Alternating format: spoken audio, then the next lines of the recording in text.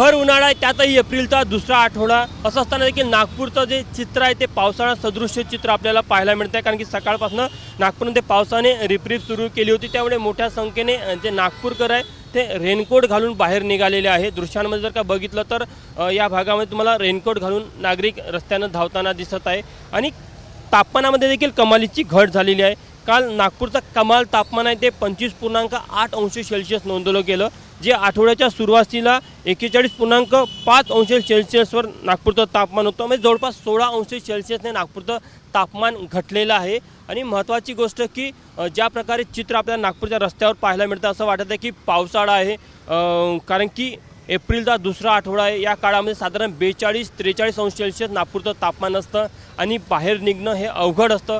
मात्र लोक स्वेटर असेल किंवा रेनकोट असेल हे घालून बाहेर निघत आहे, त्यामुळे निश्चितच वातावरणात कमालीचा बदल झालेला आहे।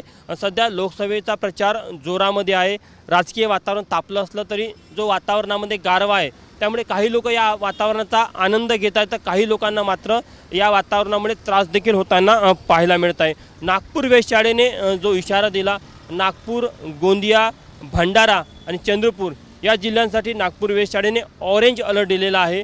पुढच्या काही काळामध्ये विदर्भामध्ये मोठ्या नेत्यांच्या सभा होत आहे। राहुल गांधींची भंडारा गोंदियामध्ये सभा होणार आहे। मल्लिकार्जुन खरगे हे नागपूरमध्ये 14 तारखेला येत आहे, प्रियंका गांधी चंद्रपूरमध्ये 16 तारखेला येत आहे आणि इतरही भाजपच्या काही प्रमुख नेत्यांच्या विदर्भामध्ये सभा आहे आणि या सर्व सभांवर देखील या वातावरणाचा परिणाम आपल्याला पाहायला मिळत आहे।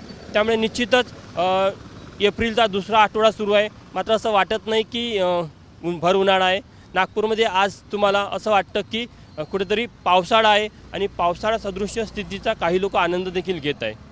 कॅमेरामॅन अतुल हेडेसह तुषार कोहळे, ABP माझा, नागपूर। ABP माझा, उघडा डोळे बघा नीट।